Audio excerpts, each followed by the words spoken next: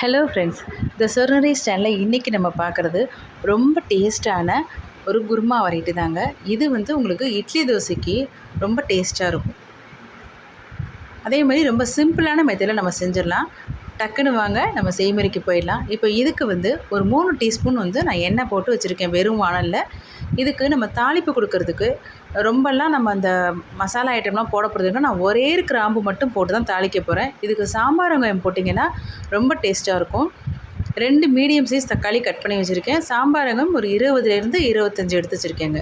இதுக்கு 1 டீஸ்பூன் சோம்பு, ஒரே கிராம்பு மட்டும் போட்டு தாளிப்பு கொடுத்துட்டு இந்த வெங்காயம் தக்காளியும் உடனே போட்டுருங்க. வெங்காயம் இந்த மாதிரி நீல வாக்கில் கட் பண்ணிங்கன்னா நல்லாயிருக்கும் டேஸ்ட்டு.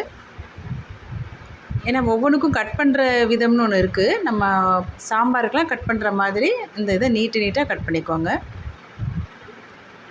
இப்போ இது நல்லா மேஷ் ஆகணும். ஒரே ஒரு காஞ்ச மிளகா நான் இப்போ அப்படியே போட்டுக்கிறேங்க முழுசாக. அது ஒரு ஃப்ளேவரும் கொடுக்கும். அட் த சேம் டைம் பார்த்திங்கன்னா நல்ல ஒரு ஸ்பைசினஸும் கொடுத்துரும் அதுவே. இது குழந்தைகள்லேருந்து சின்ன குழந்தைங்கள்லேருந்து பெரியவங்க வரைக்கும் சாப்பிட்றதுக்கு ரொம்ப நல்லா இருக்குங்க. இந்த அளவுக்கு மேஷ் ஆகணும். கொஞ்சமாக உப்பு நான் இதிலேயே போட்டுட்டேன். அப்போ கொஞ்சம் சட்டுன்னு உங்களுக்கு வதங்குங்கிறதுக்காக நான் அப்படி போட்டுட்டேன். இப்போ ஃபஸ்ட்டு நம்ம ஒரு 150 ml நீங்கள் ஒரு சின்ன டீ கிளாஸ் வச்சுருந்தீங்கன்னா அதனால் ஒரு 1.5 கிளாஸ் தண்ணி ஊற்றுனீங்கன்னா கரெக்டாக இருக்கும். இது ஒரு 4 பேர் தாராளமாக இட்லி தோசைக்கு சைட் டிஷ்ஷாக வச்சு சாப்பிட்றதுக்கு கரெக்டாக இருக்குங்க இந்த அளவு.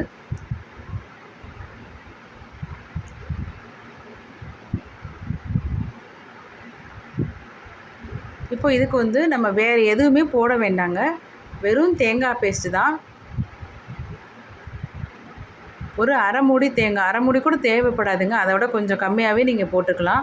தேங்காய் அரைச்சிட்டு நம்ம நல்லா பேஸ்ட்டாக அரைச்சிட்டு அதுக்கப்புறம் அதை ஆட் பண்ணிக்கிறோம். இப்போ ஒரு 100லேருந்து 150 ml தண்ணி மறுபடியும் சேர்த்துக்கிறேங்க தேங்காய் போட்டதுக்கப்புறம்.